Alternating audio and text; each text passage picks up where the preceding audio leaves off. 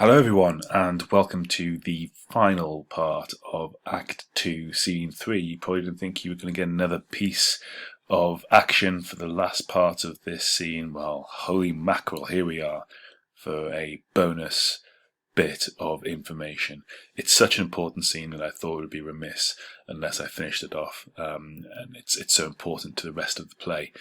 So let's go. Let's start off with a piece of terminology. Personification. Do you remember when Lennox was describing the knight as unruly?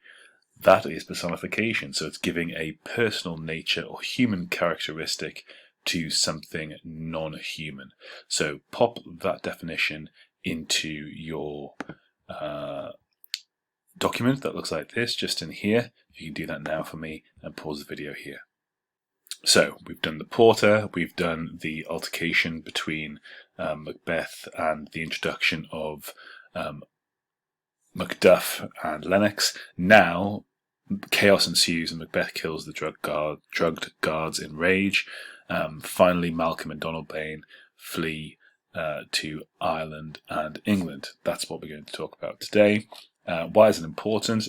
Well, Lady Macbeth uses her deceptive skills, as you heard before, and also Shakespeare establishes the grudge between Macduff and Macbeth. Just two things to write here, please, in why is this scene important. It's these two things here, number 3 and number 4. If you could write that in this part of your document. Now, pause the video. Little recap from last lesson. Can you remember the term that described the notion that the character's words and actions are fully known and understood by the audience, but not by the other characters? It's a pretty important term. Could you put that in this section here? Can you do that now for me, please? And if your memory is sharp enough, which I am sure it is, hopefully you've put down dramatic irony. Good. Let's move on. So, last time, Macbeth spoke in rather uncustomary terms, in short, truncated, staccato sentences when he talked to Macduff and Lennox. He sounds like he's out of sorts, he sounds discombobulated. Here, though, in the final part of the scene, he does refer to the more flowing, eloquent, erudite sort of speech that we are used to in the aftermath of the discovery of the death of Duncan. Let's have a look at this. Had I but died an hour before this chance, I had lived a blessed time. For from this instant there is nothing serious in mortality. All is but toys. Renown and grace is dead. The wine of life is drawn, and the mere lees is left, this vault to brag of. Well, it's quite a fascinating piece of speech here.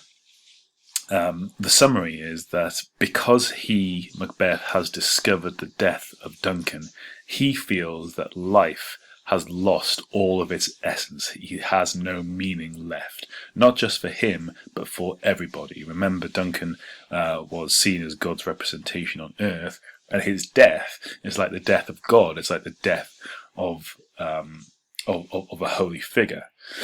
The way he described it is there is nothing serious in mortality. There's no point in living.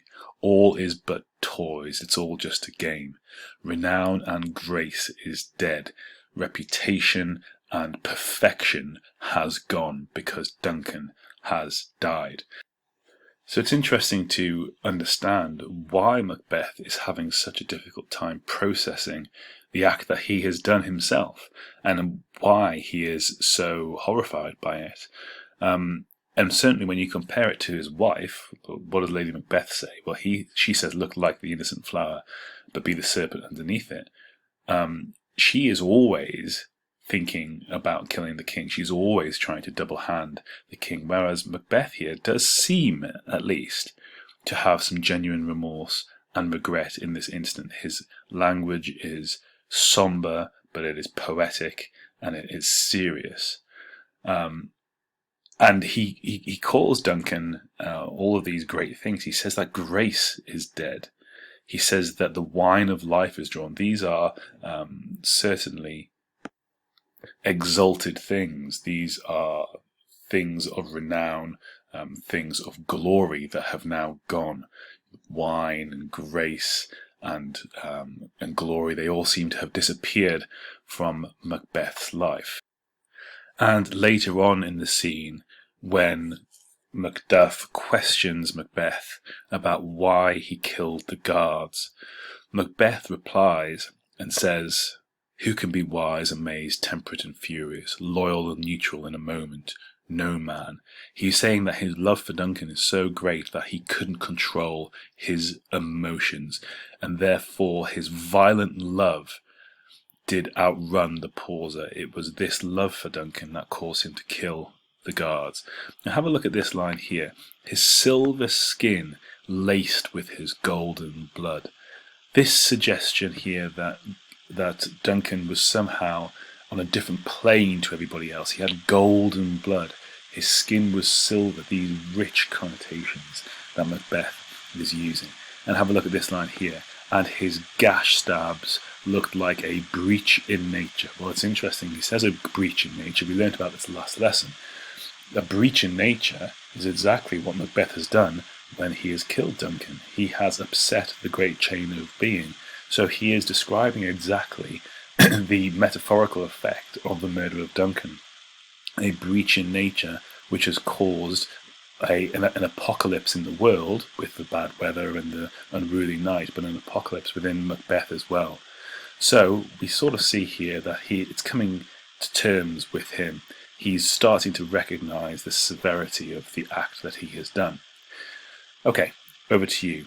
What do you think Macbeth means by saying, "Had I died but an hour before this chance, I had lived a blessed time"? So it's the first bit here. Had I died but an hour before this chance, I had lived a blessed time. Why do you think Macbeth would have wanted to have died an hour before this event happened? Go ahead, it's just here. Fill in the gap. Pause the video. Okay, so let's have a look at this conflict between Macbeth and Macduff. Macbeth kills the guards in revenge for their murder, in inverted commas, of Duncan. So Macbeth says he killed the guards because he couldn't help himself knowing that the guards killed the king. Macduff immediately questions this. Macbeth says, "Oh, yet I do repent me of my fury that I did kill them being the guards." And Macduff says, "Wherefore did you so?" This is the first time Macbeth has been questioned about his actions. Up until this stage, he's been able to go about his business in exactly the way that he wanted, without so much as any opposition. And here comes Macduff now, saying, "Why did you kill the guards? If you hadn't killed the guards, well, maybe we would have found some answers to why they had done that. We could have interrogated them. We could have put them on trial. This is not fair justice, you just going around murdering people because you felt like it." So Macduff here is set up as the voice of reason, the voice of justice, the voice of righteousness. And this continues on throughout the narrative. Even at this early stage, Macduff is questioning Macbeth's motives.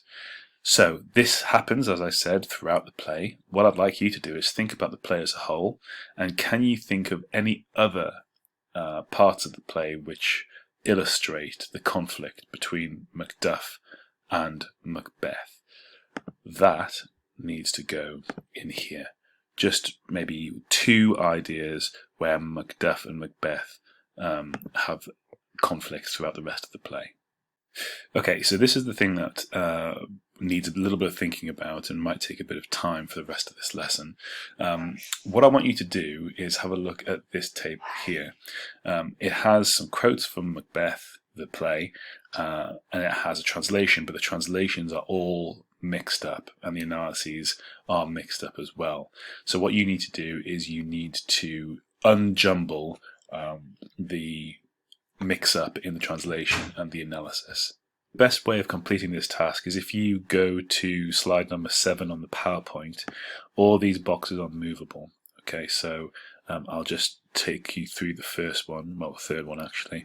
It's the quote that we discussed before. "Here lay Duncan, his silver skin laced with his golden blood." well, this is the translation here. There was Duncan, his white skill all splattered with his precious blood. So that would go down here. And then what does it mean? What's the analysis? Well, the sibilant S, which is used, the silver skin, suggests the value and preciousness to Duncan and enhances how horrified Macbeth wishes to pretend he is. So that then goes up there as well. Obviously, you'd move the other boxes in and around that area, but that's the best idea, to move the boxes around to the correct area. Then you need to take either a screenshot of this and send it back to your teachers. It might be easier for us teachers if you just send this individual slide. So maybe just a screenshot of this particular slide, and you can screenshot it and then put it up as a screenshot into this part of the document. That would be really useful for us to have a look at. So after Macbeth has used this wonderful speech to suggest how sorrowful and remorseful he is about the death of Duncan, Lady Macbeth steps in and says, "Help me hence, ho." Macduff says, "Look to the lady," because she has fainted, and she draws the attention away from her husband. So this is another way that Lady Macbeth manipulates the situation to her favour. She draws on the belief that women of the time were delicate and weak and unable to contend the matters of men. Of course, this is heavily dramatically ironic, because the audience know that Lady Macbeth was the architect of Duncan's demise. She's the architect behind the desires of Macbeth to become the king. So this doesn't speak true to the audience, but for the rest of the characters in the play, certainly they'll be concerned about her health. So, well done, we've got to the end of the scene at last. The last thing that we see is Malcolm and Donalbain discussing their fears about the death of their father, the murder of their father. So, what are they going to do? Well, Donalbain says that he is going to flee to Ireland. Malcolm says Isle to England. And they're doing this in order to stay safe. However, they're also going to raise suspicion by running away immediately after the death of their father, and we'll come on to that in the next act. So, by fleeing the scene of the crime, they are preserving themselves, rightly so, but they're also raising suspicion of the people around them. The task for you is, they say, where we are, there's daggers in men's smiles. Where we are, there's daggers in men's smiles. What technique, which language technique is being used here, and what do you think Donalbain means? The next question is, how does the idea behind this quote fit in with the theme of the play as a whole? That needs to go in this section here. What technique is used here, and how does it fit with the play as a whole? And finally, we've had 3 lessons now dedicated to Act 2, Scene 3. Clearly, it is an essential part of your learning and an important part of the play. Final thing today then, please summarise in no more than 100 words the importance of this scene to the play as a whole. Why on earth have we spent the best part of 3 hours looking at this, and why is it so important to the play as a whole? That last little summary needs to go at the bottom of your document. Well done. As usual, send the completed document to your teachers. Best of luck with this. Stay safe. All the best.